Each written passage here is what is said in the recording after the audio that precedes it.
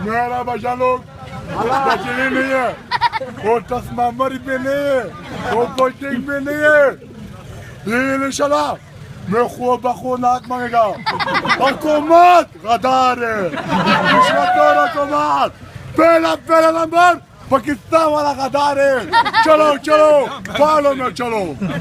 ये इंशाल्लाह मैं पाकिस्तान को बोलेगा अपना हुकूमत को अब बंद करो, कि नहीं अब बंद करेगा मैं तुम्हारे से इन्हें पे धमाके करेगा।